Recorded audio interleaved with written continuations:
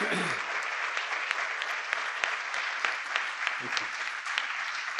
you.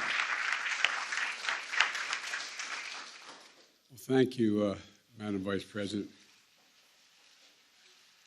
156 years ago, 156 years, June 19th, 1865. John, thanks for being here. Major General of the Union Army arrived in Galveston, Texas, to enforce the Emancipation Proclamation and free the last enslaved Americans in Texas from bondage. The day, as you all know, and we repeat some of what was said, became known as Juneteenth. You all know that. A day that reflects what the Psalm tells us. Weeping may endure for a night, but joy cometh in the morning. Juneteenth marks both the long, hard night of slavery and subjugation and a promise of a brighter morning to come. This is a day of profound, in my view, profound weight and profound power. A day in which we remember the moral stain, the terrible toll that slavery took on the country and continues to take. What I've long called America's original sin. At the same time, I also remember the extraordinary capacity to heal and to hope and to emerge from those painful moments in a bitter, bitter version of ourselves, but to make a better version of ourselves. And today, we consecrate Juneteenth for what it ought to be, what it must be, a national holiday. As the Vice President noted, a holiday that will join the others of our national celebrations, our independence, our laborers who built this nation, our servicemen and women who served and died in its defense, and the first new national holiday since the creation of Martin Luther King holiday nearly 4 decades ago. I'm grateful to the members of Congress here today, in particular the Congressional Black Caucus, who did so much to make this day possible. I'm especially pleased that we showed the nation that we can come together as Democrats and Republicans to commemorate this day with an overwhelming bipartisan support of the Congress. I hope this is the beginning of a change in the way we deal with one another. And we're blessed to mark the day in the presence of Miss Opal Lee. As my mother said, God love her.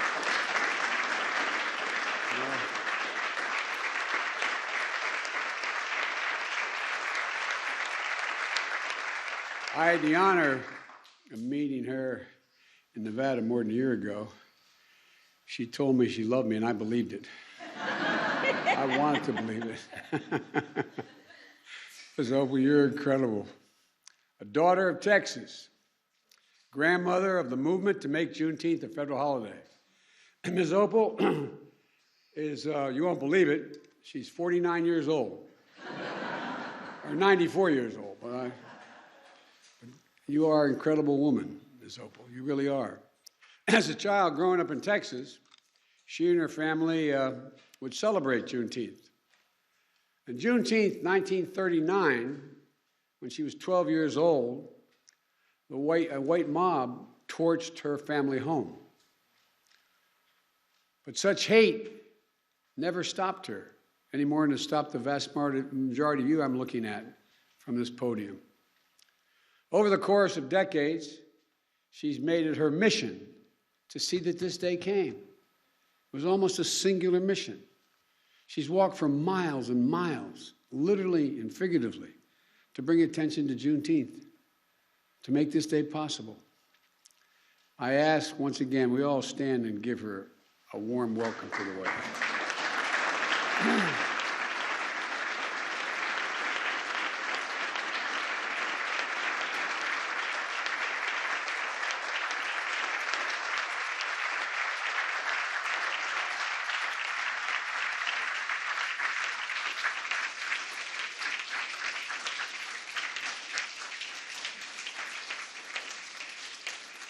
As they still say in the Senate, and I said for 36 years, if you excuse me for a point of personal privilege, as I was walking down, I regret that my grandchildren aren't here, because this is a really, really, really important moment in our history.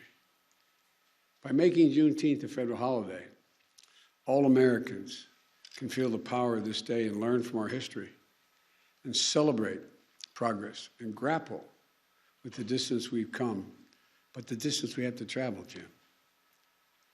You know, I said a few weeks ago, marking the 100th anniversary of the Tulsa Race Massacre, great nations don't ignore their most painful moments. Great nations don't ignore their most painful moments. They don't ignore those moments in the past. They embrace them. Great nations don't walk away. We come to terms with the mistakes we made. And in remembering those moments, we begin to heal and grow stronger. The truth is, it's simply not enough just to commemorate Juneteenth.